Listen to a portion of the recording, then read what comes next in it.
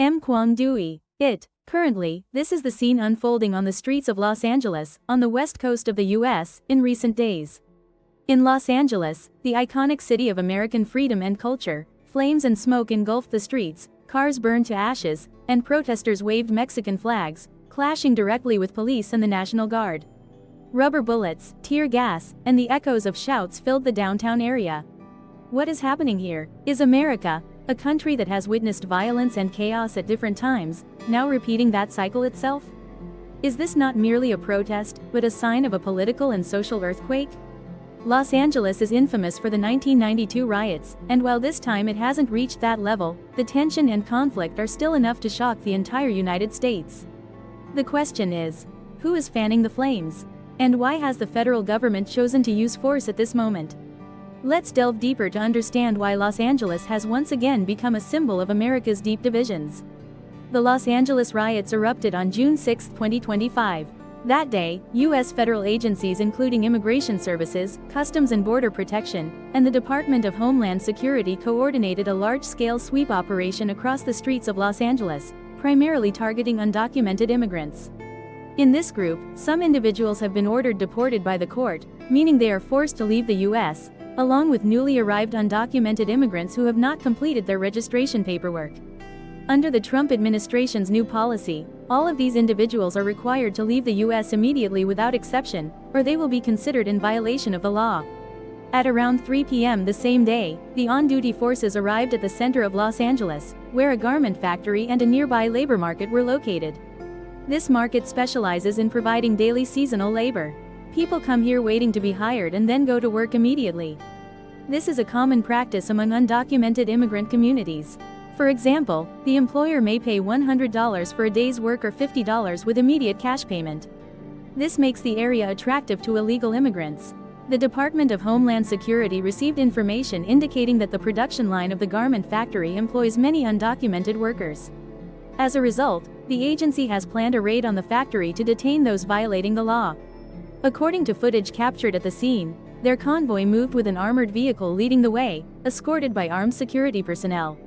Behind it, a white car sped straight into the factory area. However, as soon as they reached the bridge leading to the factory, they were surrounded and blocked by a crowd of protesters. Since Los Angeles has a large population of undocumented immigrants, they are especially wary of ICE, U.S. Immigration and Customs Enforcement. When they see ICE arresting immigrants, they often refuse to cooperate. People recorded the scene with their phones while chanting protest slogans. The domestic security forces clashed with protesters when entering the factory, resulting in several arrests. According to authorities, these individuals were arrested for obstructing official duties. In the U.S., if you interfere with federal officers while they are performing their duties, you will be immediately arrested without any negotiation. Surprisingly, among those arrested was a notable figure, Mr. Wada, a prominent union leader in California. The union led by Mr. Wada is said to represent nearly 700,000 migrant workers, an impressive figure. Wada has always openly supported granting citizenship to undocumented immigrants in the U.S. He affirmed that justice for workers and justice for immigrants are two closely intertwined, inseparable things. This means all immigrants in California, whether legal or undocumented, contribute to the fight for workers' rights. During President Obama's term, Wada was even regarded as a pioneering symbol of the era, praised for her immense contributions. But under the Trump administration, it was clear to everyone that he held an extremely hard line, even hostile stance toward illegal immigrants, with the explicit goal of deporting them. At that moment, Wada blended into the crowd of protesters on the streets of Los Angeles, with no one aware that he had been detained by Homeland Security forces right on the spot. This incident immediately caused a shock because Wada was no ordinary citizen. Local media outlets promptly reported on it nonstop. Shortly afterward, California Governor Gavin Newsom and Los Angeles Mayor both voiced strong support for Mr. Wada. The incident quickly caused a shockwave and drew widespread attention. That very night, hundreds of people gathered in front of the Los Angeles Federal Building, protesting to express their opposition. Notably, in this operation, the Federal Immigration Agency, including ICE, did not notify the Los Angeles Police or the California state government in advance. They acted on their own, going to the locality themselves to enforce federal law. How could something like this happen? To answer this question, it's necessary to revisit the immigration policies during the Trump administration. Everyone knows that Trump has always maintained an uncompromisingly tough stance toward illegal immigrants. From his very first term, he promised to decisively tackle the issue of illegal immigration. Part of it was the plan to build a wall along the US-Mexico border, which cost billions of dollars but did not deliver the expected results. During the first term, efforts to control illegal immigration did not achieve the expected results. But as he began his second term, Trump vehemently declared during his campaign that he will deport 15 million illegal immigrants living in the US. The US workforce is estimated at around 170 million people, including approximately 10 million undocumented immigrant workers. The number of illegal immigrants is even higher than that figure. This is one of the most deeply divisive issues between the Democratic and Republican parties in the US. The Democratic Party typically adopts a more lenient and tolerant approach toward illegal immigrants. While not advocating deportation, their policies generally lean toward being friendly and supportive. Illegal immigrants entering the US can often register for social welfare benefits, health care, find employment, and then must stabilize their lives. If you have no serious criminal record, you can legalize your status and apply for US citizenship. However, this leniency has increasingly frustrated the American middle class. They feel burdened by high taxes, which they believe are being used to support illegal immigrants. Imagine this. An illegal immigrant arrives in the US and immediately gets to apply for a white card, receiving free medical checkups and healthcare services. It from American taxpayers. Meanwhile, illegal immigrants are often paid in cash, so the government cannot tax this income. In the eyes of the American middle class, illegal immigrants are a burden and must be dealt with. That is precisely why I believe, despite having populist leanings, this played a significant role in Mr. Trump's election victory. However, the tough policy on illegal immigration has received strong support from the middle class. Immediately after returning to the White House, the Trump administration swiftly tightened immigration policies. For example, he set a new target for ICE. If previously they arrested around 1,000 people per day, now that number must increase to 3,000 daily. He affirmed that he would vigorously push forward with this plan in the coming period. The increase in arrest quotas will give them more grounds to fulfill their promise. In the next 5 years, we must thoroughly resolve the issue of illegal immigration in the country. The station government declared that it cannot allow illegal immigrants to move freely without control. That could lead to an American girl being deceived, an American child being murdered, or an American family torn apart and separated. If 3,000 people are arrested each day, then approximately 1 million people could be arrested in a year. However, this figure still falls far short of the station's initial goal, which was to deport 15 million illegal immigrants. This makes one wonder, if only 1 million laborers are exported each year, it would take 4 years to reach the 4 million mark. Clearly, detaining 15 million people is an extremely difficult task. Along with arrest operations, this May the station also announced a cash reward policy to encourage reporting crimes. Any illegal immigrant who voluntarily leaves the US will receive $1,000 per person. But this policy has also faced harsh criticism from the public. Many people say that $1,000 isn't much, who would take risks for such a small amount? Yet they're willing to cross dangerous borders just to reach America. In Europe, specifically in countries like Sweden or Norway, the government even pays tens of thousands of euros to encourage immigrants to voluntarily return to their home countries. Who'd even bother accepting a measly $1,000 from the US? Thus, despite increasingly strict immigration control policies, the reality still falls far short of Trump's expectations. Since the beginning of this year, the Trump administration has launched a series of large-scale crackdowns on illegal immigrants. Many of those arrested have been transferred to immigration detention centers. Some lawyers working there report that living conditions in these camps are dire, creating a humanitarian crisis. Many people were given only a bowl of rice and an egg each day to survive. Azuda. Despite facing a wave of harsh criticism, Trump remained determined to push forward with the policy of deporting immigrants. This June, he decided to launch a large-scale campaign in California.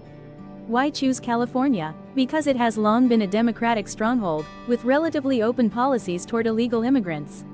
Notably, the city of Los Angeles is home to approximately 1 million undocumented immigrants. After Mr. Trump was elected president, last December, the city of Los Angeles quickly passed a law to protect undocumented immigrants. This law stipulates that the city will not cooperate with federal authorities, will not provide information to ICE or Customs, and will refuse to participate in supporting enforcement raids. The message was crystal clear. If Tram is so capable, let her go catch them herself. We won't lift a finger to help. These immigrants will stay here with us. So, you can understand why Tram didn't notify the Los Angeles police. It wouldn't have done any good since they wouldn't cooperate. In that context, on June 6, Tram unexpectedly launched a campaign to crack down on illegal immigrants in Los Angeles. Just one day later, June 7, tensions suddenly escalated. In southern Los Angeles, there is a small town called Paramount, where the Latino community makes up the majority with about 78% of the population. Among them, many are illegal immigrants from South America. They often work in restaurants, farms, or take on seasonal jobs like mowing lawns and tending gardens for families in Los Angeles. Most of them are Mexican or of Mexican descent. The majority are undocumented immigrants, but many have long settled in Los Angeles, and the city of Paramount is one such destination. On June 7, when the rebel security forces launched an arrest operation at Paramount, violent clashes erupted immediately. 2 cars burst into flames right at the scene, accompanied by the shutdown of Highway 101, indicating a significant escalation in tension. Faced with this complex development, President Trump could not stand idly by. Everyone can clearly see that the area has descended into chaos, riots have broken out, and the military must be deployed immediately. He was prepared to deploy the National Guard to Los Angeles to suppress the unrest. At the same time, he also declared that anyone wearing a mask must be arrested. This statement sounds familiar to many because the Hong Kong authorities used the exact same rhetoric during the protests against the extradition bill. At this moment, Trump appears to be taking actions similar to how the Hong Kong government once handled things. That night, Trump announced the deployment of 2,000 National Guard troops to Los Angeles, while also ordering 700 Marines to be ready for immediate deployment if needed. The newly released information immediately sparked a fierce wave of controversy across U.S. media. The president deploying the National Guard to a state without receiving an official request from the federal government is an extremely rare event in U.S. history. For example, in 1992, when Los Angeles experienced severe riots, the city proactively requested federal government assistance. At that time, the federal government's deployment of the National Guard was entirely justified due to the seamless coordination between all levels of authority. The reason is that under the current U.S. system, the National Guard is effectively under the control of individual states, not managed by the federal government. The United States operates under a federal system, meaning each state has its own autonomy. The National Guard is a military force responsible for domestic security and disaster relief operations. The highest commander of this force is the state governor. However, in special circumstances, the U.S. President, as commander-in-chief, has the authority to place National Guard forces under federal control. This means command authority belongs to the governor, who represents the federal government's power. However, this can only happen if one of the following 2 conditions is met. In the event of internal unrest and the state governor losing control of the situation, the president has the authority to temporarily assume command of the National Guard. In the event that public security exceeds the control of local authorities, the president has full authority to mobilize the National Guard without requiring permission. However, both cases are extremely rare in history. Prior to this 2025 event, the last time a U.S. president unilaterally deployed the National Guard to a state without receiving a request from the state government was in 1965, nearly 60 years ago. The period from the 1950s to the 1960s is known as the vibrant era of the civil rights movement for racial equality in the U.S. That was also a period when American society was deeply divided. In 1957, the U.S. Supreme Court ruled that racial segregation in schools was unconstitutional and must end immediately. However, in a southern state, when 9 black students were admitted to a school previously reserved for white students, the school administration refused to enroll them. Even the state governor didn't deploy any forces to protect the children. In response to the situation, the U.S. president was forced to deploy the National Guard to the scene while personally escorting 9 black students into the school. That was a period when America faced a severe crisis due to racial conflicts and political divisions, forcing the federal government to intervene to enforce the Supreme Court's ruling. In 1965, in the state of Alabama, as the civil rights movement was gaining momentum, local authorities failed in their duty to protect peaceful demonstrators. Once again, the federal government is forced to deploy the national military to ensure the safety of the protest march. These events demonstrate that whenever American society is deeply divided and local authorities lose control of the situation, the federal government will immediately intervene without hesitation. not only to preserve the moral foundation of society, but also to uphold the law and fundamental civil rights. Looking back at history, it's clear that the instances when the federal government directly deployed troops into states all occurred during times of severe societal division in America. This time is no exception. The conflict between the federal government and Democratic-controlled states over the issue of illegal immigration has become extremely tense. On June 7, Trump deployed 2,000 National Guard troops to California, primarily concentrated in downtown Los Angeles. June 8 witnessed the conflict situation continuing to evolve in a complex and escalating manner. The presence of military troops on the streets prompted an immediate and forceful response from the California state government. That same day, the state governor sent a message urging Trump to reverse his decision, calling the move unconstitutional. Under the U.S. Constitution, the state governor serves as the commander-in-chief of the National Guard forces in that state. Not only California, but 22 other state governors, all of them Democrats, also signed the petition in protest. They argue that Trump's actions violate the spirit of the 10th Amendment in the U.S. Constitution. The 10th Amendment states that powers not delegated to the federal government by the Constitution are reserved to the states or the people. In other words, if the Constitution does not clearly define federal authority in a particular area, then the federal government lacks the power to act on it. June 8 was considered the most tense moment in the entire incident. The presence of the National Guard on the streets not only failed to calm the crowd but, on the contrary, fueled even fiercer waves of protest. The protesters raised the national flag, chanted slogans, and stood face to face with security forces in the heart of the city. The National Guard also showed no leniency, immediately using rubber bullets to control the crowd. The Australian Day reporter was hit in the leg by a rubber bullet while covering the scene live. The girl screamed in pain right in front of the camera. Clearly, tensions have escalated to the peak, and because the National Guard is a military force, not civilian police. The way they handled the situation was extremely firm, with a strong military demeanor. On that day alone, more than 10 injured people were hospitalized, mostly protesters, but also some law enforcement officers caught up in the chaos. Fortunately, no one was in mortal danger. After June 8, tensions gradually eased, but today was clearly the peak of the crisis. Although the street clashes have subsided, the battle in public opinion in the political arena between the Democratic Party and the Republican Party has only just begun. A prime example is the California state government announcing it will sue the federal government in court. They argue that President Trump's actions of deploying the National Guard and appointing Lord Azareth violate the U.S. Constitution. According to California's argument, the purpose is to deploy troops without requiring approval from the state government.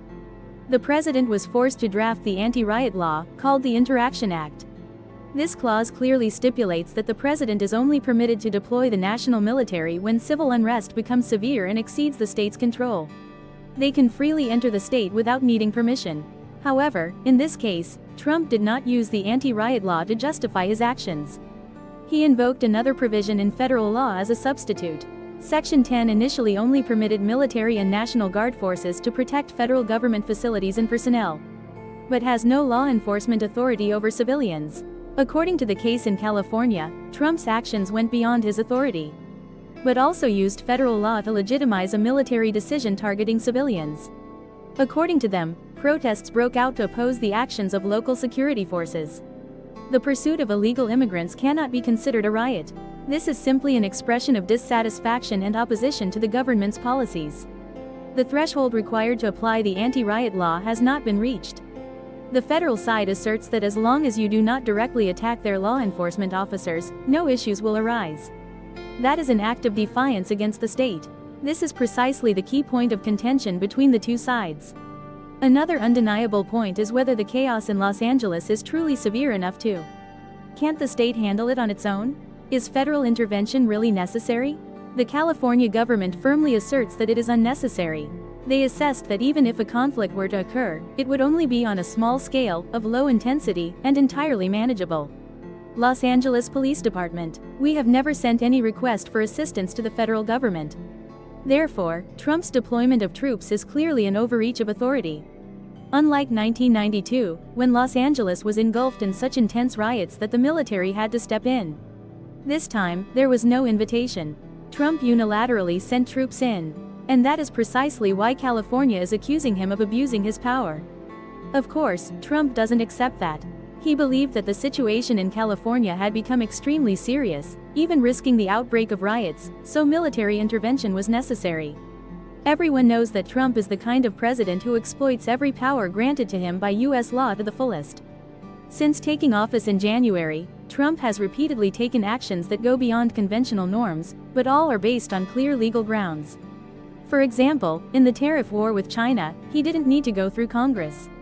Then they cited the emergency law, arbitrarily declaring a state of emergency, thus securing the power to decide on tariffs, which originally belonged to Congress. Trump often pushes legal boundaries to the limit, as long as there's even the slightest legal ground to stand on. Moreover, no one can deny that Trump has always held a bias against California, a traditional stronghold of the Democratic Party. And this is also one of the states that frequently tends to oppose federal government policies. The California governor always seems to refuse to cooperate with Trump's deployment of the National Guard to Los Angeles could also be seen as a warning action, like he wanted to send a message to other states that if they dared to oppose the immigration policy, they would face similar consequences. That way, if implemented carefully, the enforcement of strict housing price policies in the future will face less opposition. Regarding this lawsuit, the outcome remains uncertain, as the legal battle is likely to continue for a long time. However, the core issue throughout this story is the problem of illegal immigration in the US. From my personal perspective, I believe the United States is the most welcoming country in the world for illegal immigrants. This is absolutely true. Just cross the border successfully, and you could be granted a white card, receive Medicaid, start working immediately, and settle permanently. Very few countries in the world accept this. US history has been shaped by waves of immigration, both legal and illegal, so a tolerant attitude toward immigrants has become deeply ingrained in the nation's culture. But today, if things are left entirely unchecked, the system will undoubtedly descend into chaos. That is precisely why immigration has become such a deeply divisive issue in American society. In my opinion, the Republican Party's immigration policy, including the deportation of certain illegal immigrants, is reasonable to some extent. The Democratic Party's approach, with its evident indifference, has left the American middle class deeply resentful. They bear high tax burdens, while illegal immigrants benefit from the welfare system without contributing anything. This very dissatisfaction was the key factor that helped Trump, a populist president, gain support and win the election. However, the approach to handling the issue still needs to be clearly defined. For example, individuals with criminal records or fraudulent behavior should be deported immediately. We cannot allow lawbreakers to come to the US and live freely as if nothing happened. Fat teacher. Many people feel after watching that begging in America is more enjoyable than living in their homeland. That is a distorted, misguided, and completely unacceptable image. In my opinion, such cases should be prioritized for deportation first. On the contrary, many illegal immigrants work hard and pay taxes in full when they come to the US, so they deserve fair treatment. In reality, many immigrants have lived in the US for decades, even marrying American citizens. However, due to a lack of legal documentation, they are still considered illegal immigrants. For such cases, deportation should be considered with extreme caution. Even some people who entered the US illegally as children with their parents, grew up here, speak English, and have studied and lived as full-fledged Americans. Yet, without citizenship papers or a green card, they are still considered illegal residents. If they are forced to leave America and return to their homeland, now a foreign land to them, they will have no support. Without family or connections, they won't know how to survive. In cases like these, if deportation is decided, humanitarian factors must be carefully considered. Enforcing mass deportations without assessing individual circumstances could trigger waves of protest and undermine the moral values of American society. Currently, the Democratic Party is focusing its criticism on Trump's immigration policies, primarily centering around this issue. They argue that he has disregarded humanitarian concerns and shown indifference toward immigrants who have long been part of American society's policies and considering the Republican Party. The Democrats have gone too far by claiming that all illegal immigrants are part of America and deserve protection and recognition as full-fledged citizens. On the contrary, the Trump administration leaned toward extreme populism, seemingly intent on deporting all undocumented immigrants from the United States. But honestly, if we really deport all 10 million of these people, I fear American society would come to a standstill. Because right now, there are countless jobs in the US that no one wants to do, backbreaking work, low wages, shift labor, or jobs with no benefits at all. For example, farm workers in California, supermarket employees, restaurant kitchen helpers, lawn mowers, or gardeners. Most of these jobs are held by undocumented immigrants. Low-tier labor market, making vital contributions to the economy and ensuring the system runs smoothly. In other words, they are also an indispensable part of the nation. Therefore, such individuals fully deserve the right to long-term legal residence in the United States. Consequently, the recent street riots in California are not merely an isolated incident, but rather the consequence of a persistent issue that has plagued American society for many years.